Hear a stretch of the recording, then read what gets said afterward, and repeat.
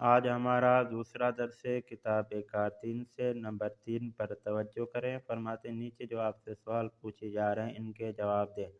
Number 1، ہنگام ورود استاد جدید بے کلاس طلبہ چکار کردن۔ جب نیا استاد کلاس میں آیا تو شاگردوں نے کیا کیا؟ جب نیا استاد کلاس میں آیا تو سارے شاگرد کھڑے ہو گئے استاد کے احترام میں۔ نمبر 2، استاد پس از ورود بے کلاس چکارہائی کرد۔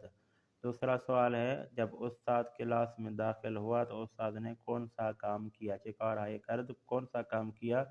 جب استاد کلاس میں داخل ہوا تو سارے شاگردوں کو سلام کیا۔ سارے شاگردوں کو کیا کیا؟ سلام کیا۔ نمبر 3 ہے استاد حسینی برائے معرفی خودش چه گفت۔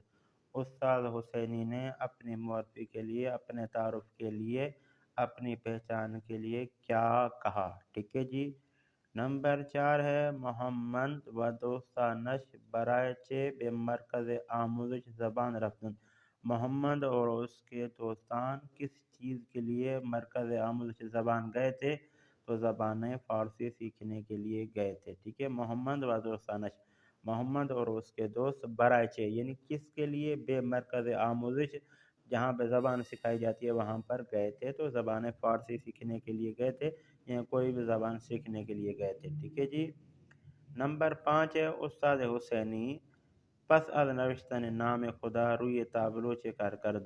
استاد حسینی نے خدا کا نام وائٹ بورڈ پہ لکھنے کے بعد کون سا کام کیا؟ ٹھیک ہے جی، اس سوال کا جواب اوپر نہیں بتایا گیا، یہ فقط سوال پوچھا گیا ہے۔ ٹھیک ہے جی۔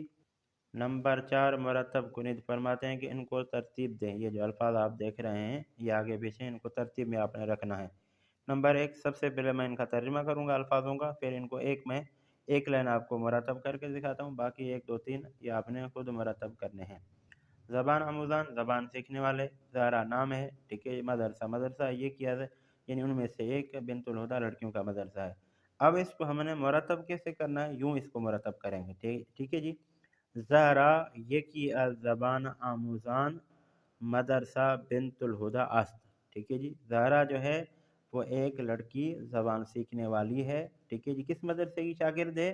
یہ جو ہے وہ بنت الہدیٰ کی شاگرد ہے۔ زہرا یکی از زبان آموزان مدرسہ بنت الہدیٰ است، ٹھیک ہے جی، باقی آپ نے خود مرتب کرنے۔